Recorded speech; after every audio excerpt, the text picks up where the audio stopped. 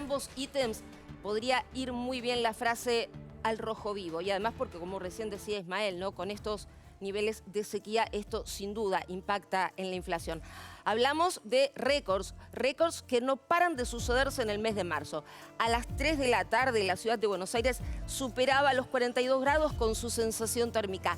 42,4 para ser más exactos. Pero volviendo a lo que hablábamos recién con este tema de un calor, un mapa térmico al rojo vivo, fíjense que la zona del AMBA sigue estando con ese rojo intenso que marca no solamente en nuestra región, sino un poco, diríamos, en gran parte de América del Sur, niveles de sequía extremos. A ver, un informe internacional acaba de confirmar que toda la región tuvo los niveles de lluvia desde octubre hasta esta parte más bajos de los últimos 35 años. Niveles de sequía más tremendos de los últimos 35 años. Llovió la mitad de lo que se esperaba que lloviera. Y si volvemos al termómetro, bueno, fíjense lo que pasaba, como decíamos recién, a las 3 de la tarde.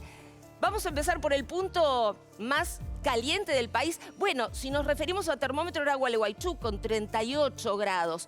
Pero si hablamos de sensación térmica, Santiago del Estero y la ciudad de Buenos Aires, ahí, codo a codo. 42,7 en Santiago del Estero, 42,4, como decíamos, en la ciudad de Buenos Aires. La térmica en Sunchales era de 38 y el dato, bueno, 37,5 en Chaco. Y el dato, bueno, si quieren, paradójico, es que en Jujuy y en Puerto Madryn, en San Salvador de Jujuy y en Puerto Madryn, a las 3 de la tarde el termómetro marcaba lo mismo, 32,7. En ambos puntos la temperatura seguía siendo más alta en la ciudad de Buenos Aires. Marzo, una vez más, rompiendo récords. Y vamos a uno de nuestros móviles que está allí en Benavides. Está allí Marcelo Pinto con una especialista en ciencias de la atmósfera para ver qué nos puede explicar científicamente. Marcelo. Hola Claudio, muy buenas tardes. Estamos con Matilde Rusticucci. Ella es doctora en ciencias de la atmósfera, es investigadora del CONICET y además es docente en la Universidad de Buenos Aires. Un detalle nada más, y en la presentación lo decías vos, estamos en Benavides y les quiero decir que la situación aquí es absolutamente distinta a la que se vive en la ciudad. Estamos a muy pocos kilómetros de la Ciudad Autónoma de Buenos Aires y aquí se puede respirar.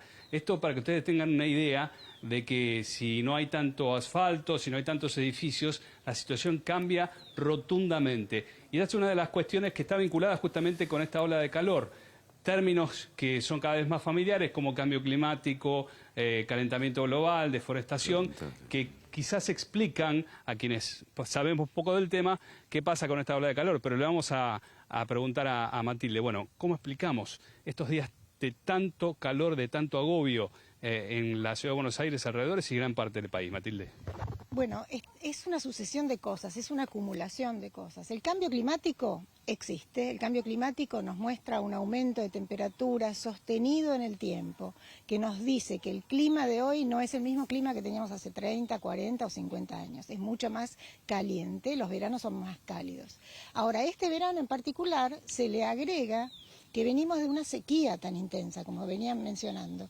Esta sequía de tantos años, porque ya es el tercer año de sequía, habilita a que la temperatura aumente más de lo habitual y que cambie la circulación, por lo tanto, las entradas de aire frío, que normalmente deberían interrumpir estas olas de calor, son más difíciles de que ingresen.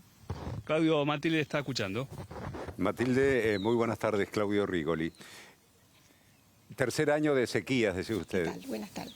¿Esto se puede prolongar en el tiempo, esta sequía? ¿Puede otro año más? ¿Podemos tener un cuarto año de sequías? Bueno, en principio esta sequía tiene mucha relación con el fenómeno de la Niña, del que venimos hablando tanto tiempo. El fenómeno de la Niña, extrañamente, esta vez duró 3 años y se hace un pronóstico y el pronóstico dice que la Niña está disminuyendo su intensidad. Por lo tanto, la sequía se prevé que vaya desapareciendo. No quiere decir que esto se recomponga en un mes, va a llevar un tiempo, vamos a ir a condiciones neutras en la mitad del invierno y todavía hace falta mucha agua para recomponer a los valores anteriores. Así que no podemos predecir una sequía de un año más, pero va a tardar un tiempo en recomponerse el sistema. Esto tiene que ver con que no se están haciendo bien las cosas. ¿Qué pasa si Argentina hiciera bien las cosas con respecto al cambio climático y a cuidar para evitar allí el efecto invernadero? Si los otros países del mundo no hacen lo mismo, ¿no sirve absolutamente de nada? Es verdad, no somos los principales emisores de gases de efecto invernadero, es más, somos un país bastante neutro, estaba mostrando en cuanto a la absorción de carbono.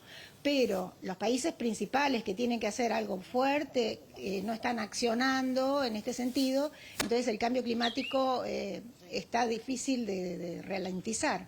Pero como mencionaba recién, una cosa, se puede uno adaptar, podemos modificar las condiciones para que el calor no sea tan intenso. Por ejemplo, lo típico, plantar más árboles, evitar el cemento, tratar de tener más parques en la ciudad. Hay muchas medidas que se pueden tomar.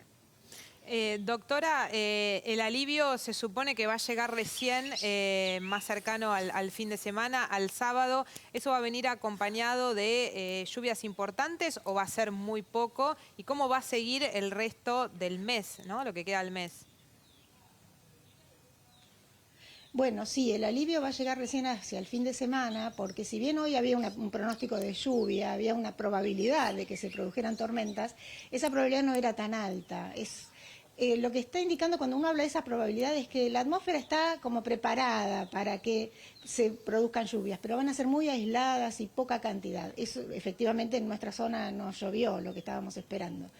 Pero, sin embargo, para el viernes y sábado ya se espera una entrada de aire frío mucho más intensa, con más posibilidad de precipitar, con lo cual vamos a tener una cantidad de precipitación interesante o casi normal, ¿no? Ahora, cuando hablamos de pronósticos a 3 meses, como hacemos los pronósticos trimestrales, el pronóstico para marzo, abril, mayo todavía da temperaturas por encima de lo normal. Y en nuestra zona todavía condiciones de déficit de precipitación no va a alcanzar a recomponerse la cantidad de precipitación que necesitamos. Doctora, ¿vamos hacia veranos más cálidos y tórridos y a inviernos más crudos y muy fríos? ¿O no se va a dar esto con las condiciones que existen hoy en día? Bueno, no, en general los inviernos, si los miramos a largo plazo, los inviernos son cada vez más cálidos. Sin embargo, tenemos episodios muy fríos. Este mismo febrero tuvimos una ola de frío muy intensa, porque el cambio climático lo que hace es exacerbar los extremos. ¿Qué quiere decir? Periodos de sequías prolongadas, periodos de lluvias muy intensas, muchas más olas de calor y algunas olas de frío muy intensas y cortitas. En general, si miramos los inviernos son cada vez más cálidos. O sea que no estaríamos, todavía no pronosticamos el invierno, no está pronosticado, pero no deberíamos esperar, no necesariamente debería ser un invierno crudo. Doctora, estos años de sequía, llevamos 3, ¿de qué forma afectan al suelo donde se siembra allí cereales o pasturas para los animales? ¿Provoca un daño irreversible o todo eso después se recupera con agroquímicos, fertilizantes, etcétera, etcétera? Se recupera con el tiempo, con unas lluvias leves que puedan permitir que el suelo empiece a absorber. Es necesario trabajar el suelo en muchos sentidos, dependerá de la zona, dependerá de los lotes y de la capacidad de trabajarlos. Lo ideal sería que empezara a llover de una forma sostenida para que estos suelos pudieran absorber, porque si llueve todo de golpe, escurre el agua y el suelo no lo absorbe, no llega a las napas inferiores. ¿Cómo está Argentina con respecto a la deforestación? ¿Siguen aniquilándose hectáreas de bosques? Bueno, no tan aceleradamente como ya lamentablemente lo hemos sufrido. También tenemos que pensar que otra componente importante es la ley de humedales, o sea, preservar los humedales que también nos van a ayudar a morigerar el calor y la temperatura. Todos los espejos de agua ayudan a morigerar el calor y a temperar el calor. O sea que tenemos muchas acciones para tomar, tenemos muchas herramientas en la naturaleza que podemos aprovechar hacia el futuro. ¿Hay algún país que esté siendo exitoso en la lucha por preservar el medio ambiente y ayudar a controlar el cambio climático con alguna política específica? Sí, por supuesto.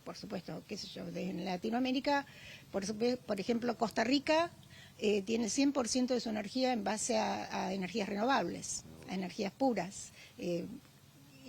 Hace años que viene trabajando en ese sentido.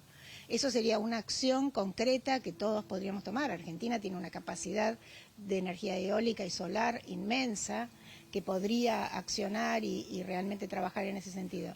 Y después, por supuesto, siempre tenemos esos ejemplos de los países nórdicos, porque realmente Europa hace años que viene trabajando en este sentido y hace años que viene preocupándose por esto desde campañas sobre la alimentación, ¿no? Desde comamos o utilicemos las verduras que tengamos cerca, que no hayan sido transportadas desde muy lejos. Desde ese tipo de campañas, Europa hace mucho tiempo que lo viene haciendo, con lo cual vinieron bajando sus emisiones con los años. Doctora, por último, sí, hay muchos ejemplos. Estamos hablando siempre del daño a la tierra, a la fauna, a la flora, pero no hablamos al daño al ser humano. ¿Cómo afecta todo esto al ser humano?